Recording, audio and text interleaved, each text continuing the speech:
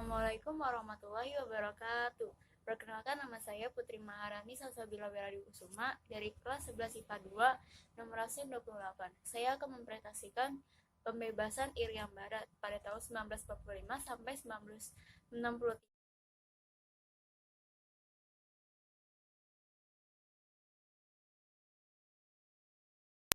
Pada awalnya, Irian Barat merupakan wilayah jajahan Belanda dan bagian dari kesatuan dari pulau-pulau lain di Indonesia dalam Hindia Belanda.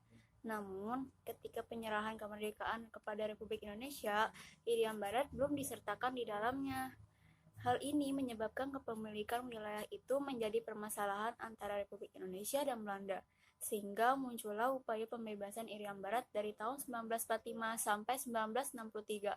Dalam sidang BPO PKI ditegaskan bahwa wilayah Republik Indonesia mencakup seluruh wilayah bekas Hindia Belanda yang terbentang dari Sabang sampai Merauke.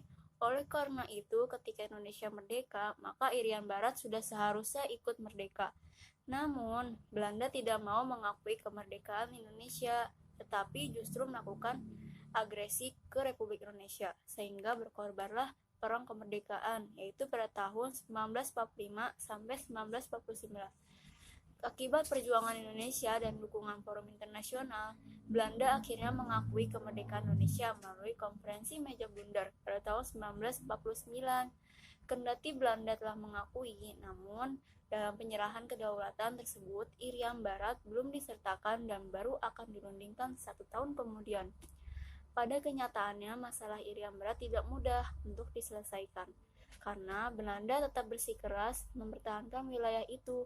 Oleh karena itu, tuntutan yang dilancarkan pihak Indonesia terus mengalami jalan buntu. Meskipun mendapati jalan buntu, namun pemerintah Indonesia tidak putus asa. Sebagai solusi pertama, Indonesia menggunakan jalur diplomasi untuk merundingkan penyerahan Irian Barat ke Indonesia.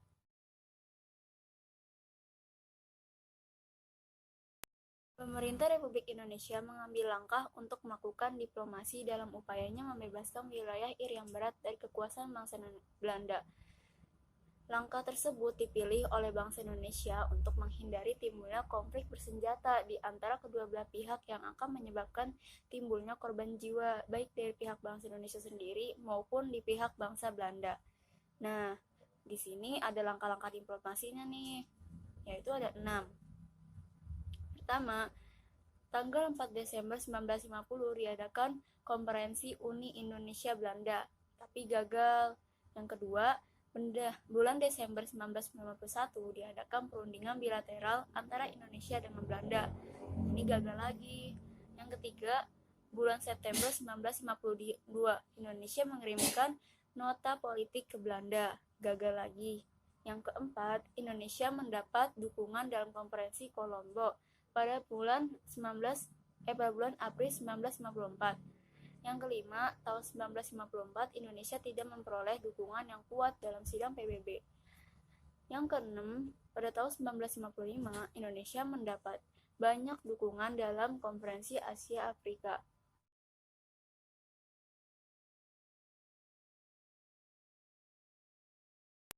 Tahun 1957, Indonesia melancarkan aksi konfrontasi dalam upaya pembebasan Irian Barat. Dalam konfrontasi yang pertama kali ditempuh Indonesia itu bidang ekonomi. Bentuk konfrontasi ekonomi yang dilakukan pemerintah Indonesia dilakukan dengan tindakan berikut. Yang pertama, nasionalisme, D. Jafas C. Bank. Itu jadi Bank Indonesia pada tahun 1951. Yang kedua, Indonesia melarang maskapai penerbangan Belanda atau KLM melakukan penerbangan dan pendaratan di wilayah Indonesia. Yang ketiga, pemogokan buruh secara total pada perusahaan-perusahaan Belanda di Indonesia yang memuncak pada tanggal 2 Desember 1957. Yang keempat, pemerintah Indonesia melarang beredarnya terbitan berbahasa Belanda. Yang kelima, semua perwakilan konsuler Belanda di Indonesia dihentikan mulai 5 Desember 1957. Yang keenam, nasionalisme secara sepihak terhadap perusahaan-perusahaan Belanda di Indonesia antara lain Netherlands Handelsmaatschappij atau NHM menjadi Bank Dagang Negara, Bank Eskomco, dan Percetakan De Unie. samping melalui konfrontasi ekonomi, pemerintah Indonesia juga melakukan konfrontasi politik. Pada tahun 1956, secara sepihak, Indonesia membatalkan hasil KMB yang dikukuhkan dalam Undang-Undang Nomor 13 Tahun 1956. Selanjutnya, untuk mengesahkan kekuasaannya atas Irian Barat, maka pada tanggal 17 Agustus 1956, pemerintah Indonesia membentuk Provinsi Irian Barat dengan ibu kota Sousse Tidore. Wilayahnya meliputi wilayah yang diduduki Belanda serta daerah Tidore. Gubernurnya yang pertama di Indonesia di provinsi tersebut adalah Zainal Abidin Syah. Kemudian dibentuk Partai Persatuan Cendrawasih dengan tujuan agar dapat segera menggabungkan wilayah Irian Barat ke dalam Republik Indonesia. Pada tanggal 4 Januari 1958, pemerintah membentuk Front Nasional Pembebasan Irian Barat. Tujuannya untuk mengerahkan massa dalam upaya pembebasan Irian Barat. Ketegangan Indonesia dengan Belanda makin memuncak ketika Indonesia memutuskan hubungan diplomatik dengan Belanda pada tanggal 17 Agustus 1960. Sekian dari saya. Wassalamualaikum warahmatullahi wabarakatuh. Salah.